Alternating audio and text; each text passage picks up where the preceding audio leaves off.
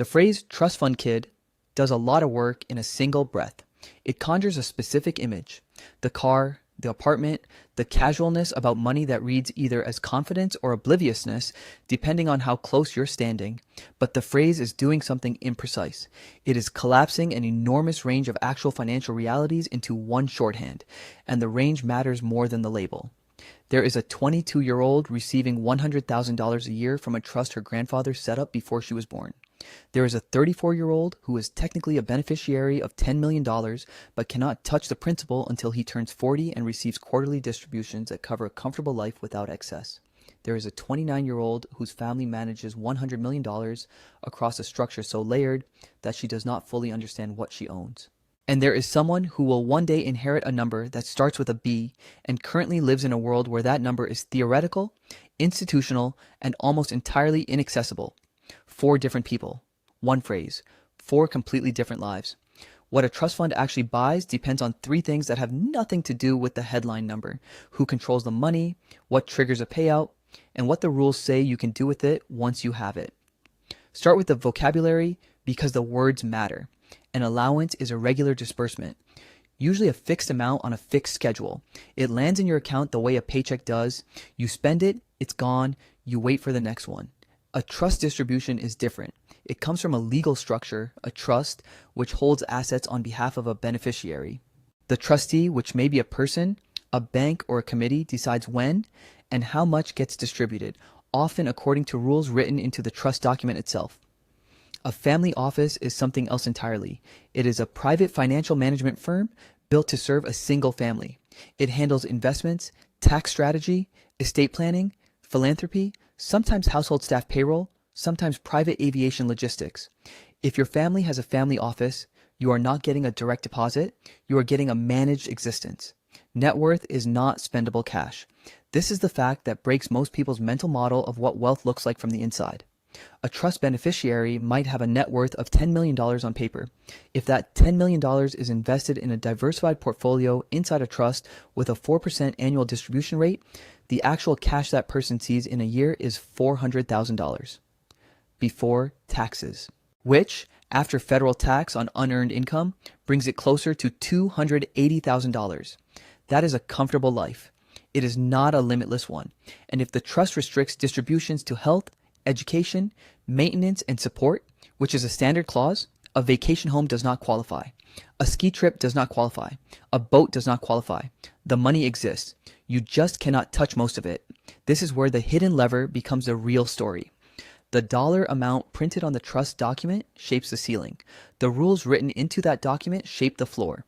A beneficiary with $5 million in a trust that distributes freely at 25 lives, differently than a beneficiary with $15 million in a trust that requires trustee approval for any distribution above $10,000 until age 35. The second person is technically wealthier. In daily life, they are more constrained. The rules shape behavior in ways the number never does. People restructure their lives around what the trust will and will not approve. They learn what language to use in a distribution request. They learn which expenses get categorized as education and which ones don't. The trust document becomes a behavioral architecture, whether anyone intended it that way or not. The tier map for this video moves through 4 levels. First, the $100,000 allowance tier. This is real money. It is also a specific kind of life with specific constraints, specific social textures, and specific financial pressures that do not look like what most people imagine. Second, the $10 million trust beneficiary. Enough to never work if managed correctly. Not enough to stop thinking about money. Third, the $100 million dynasty structure, where the family as an institution begins to matter more than any individual balance, where the trust is not a document, but a system.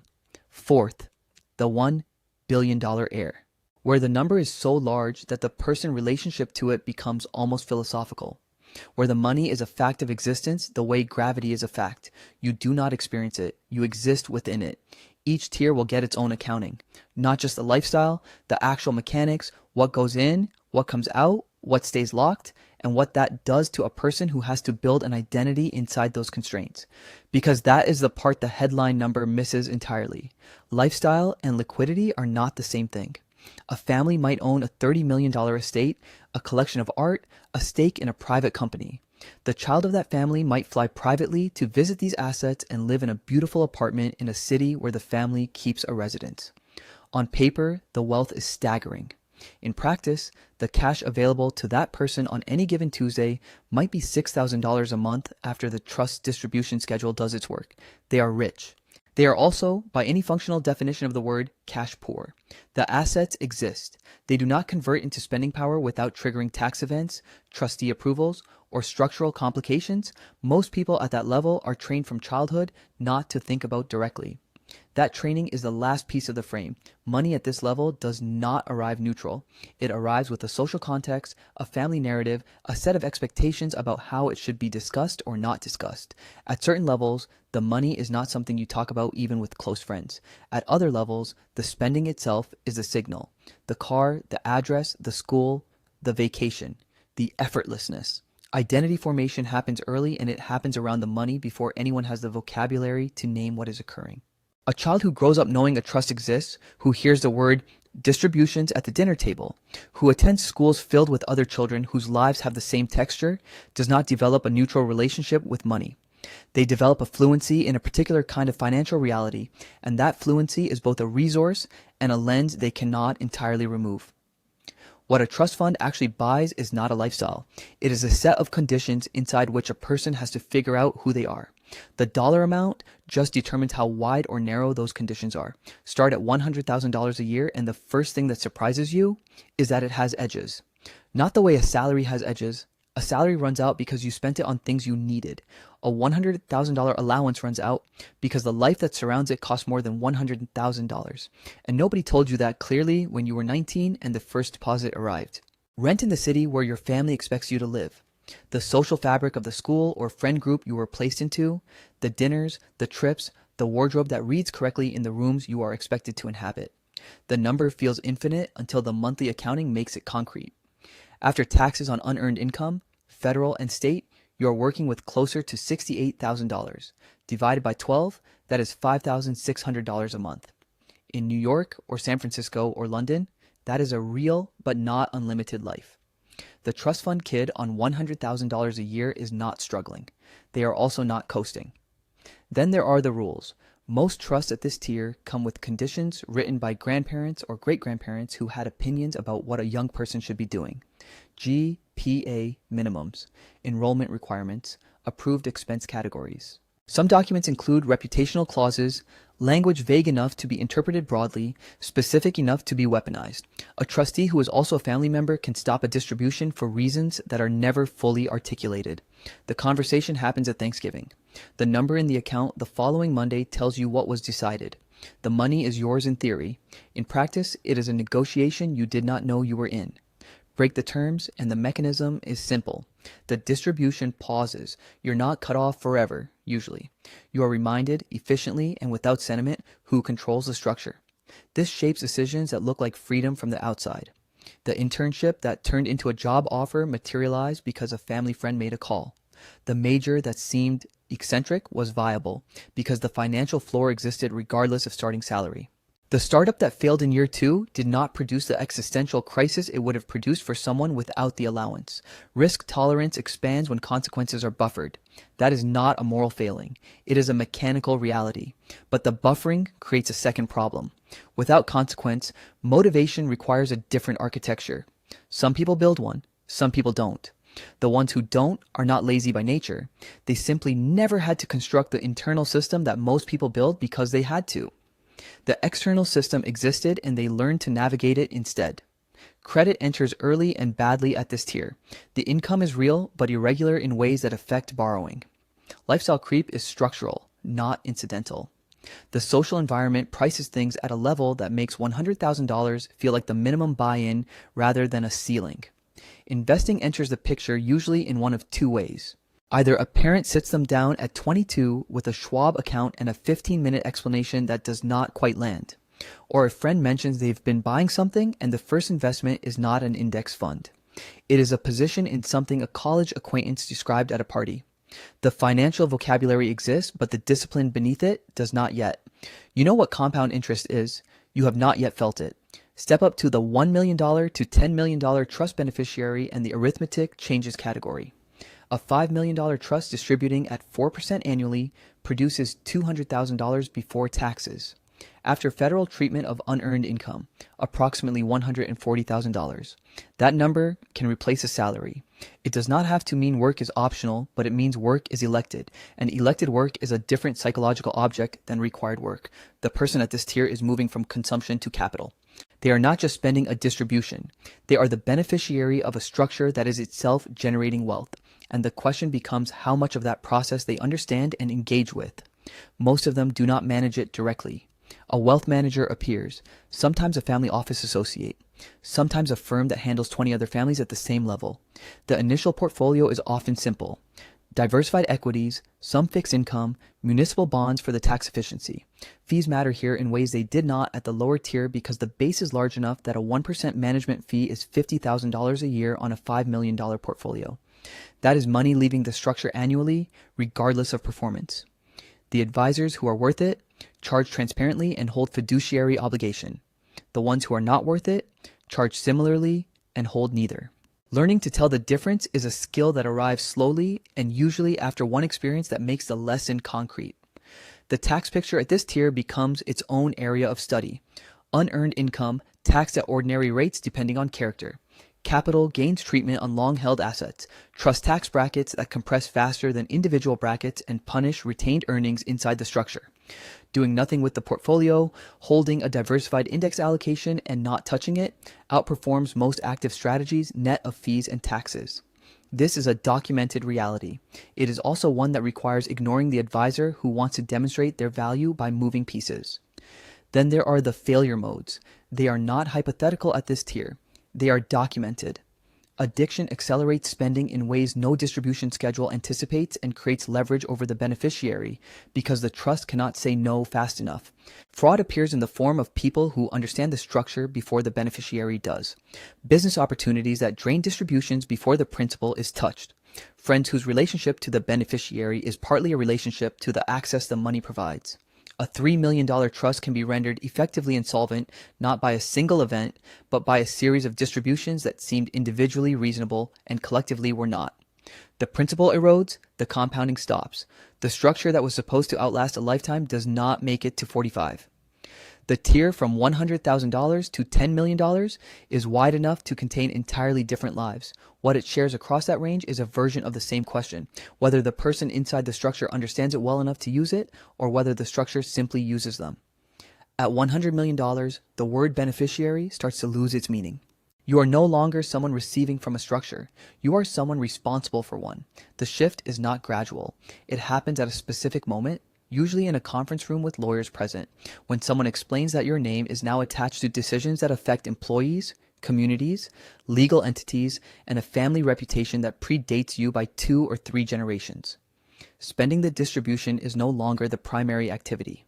Stewarding the machine is. The machine is specific. A family office at this tier typically runs a staff that includes an investment committee, at least 2 outside legal firms, a dedicated accounting team, tax counsel operating across multiple jurisdictions, a PR function that may be internal or retained, and in some cases physical security depending on the visibility of the family name. Decisions about capital allocation go through a formal committee process. There are memos, there are votes.